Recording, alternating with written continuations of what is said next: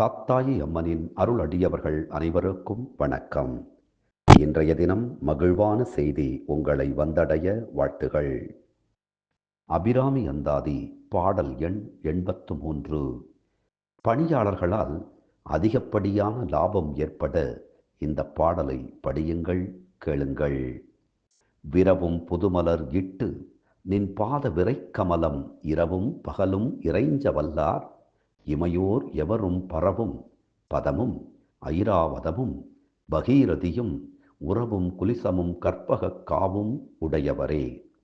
அருள் மிகுந்திருக்கக்கூடிய அன்னை அபிராமித்தாயே, உன்னுடைய வாசம் மிகுந்த திருவடித் தாமரைகளில் தேன் மிகுந்திருக்கக்கூடிய புதிய மலர்களை தூவி அர்ச்சனை செய்து இரவு பகல் என எப்போதும் தியானம் செய்யத்தக்க பெரியோர்கள் தேவர் போற்றக்கூடிய பதவியையும் ஐராவதம் என்ற யானையையும் ஆகாயத்திலிருந்து பூமியை நோக்கி வந்த கங்கையையும் வலிமை மிகுந்த வஜ்ராயுதமும் கற்பகச் சோலையையும் தமக்கு உரியதாகப் பெற்ற இந்திரனைப் போல வாழ்வார்கள்.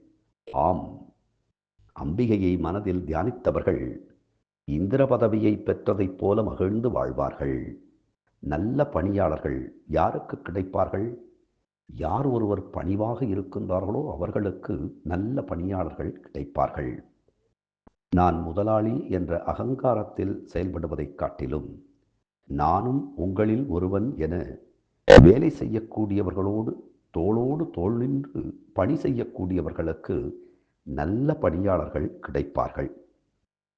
ஆம், அப்படி நாமும் ஒரு சிறந்த பணியாளனாக அம்பிகைக்கு திகழ வேண்டும்.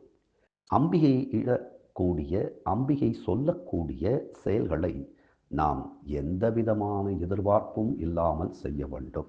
ஆம், இந்த உலகில் அவள் இட்ட கட்டளைப்படிதான் நம்மால் வாழ முடியும். அவள் அருள் இன்றி அணுவளவும் நம்மால் எந்த செயலையும் செய்ய முடியாது. அவள் அழைத்துச் செல்லும் வழியிலே நாம் பயணிப்போம். தினம் தினம் அபிராமி அந்தாதி சிந்திப்போம்.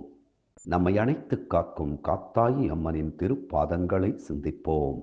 அதன் வழி நம் தீய வினைகள் சிந்திப்போகும்.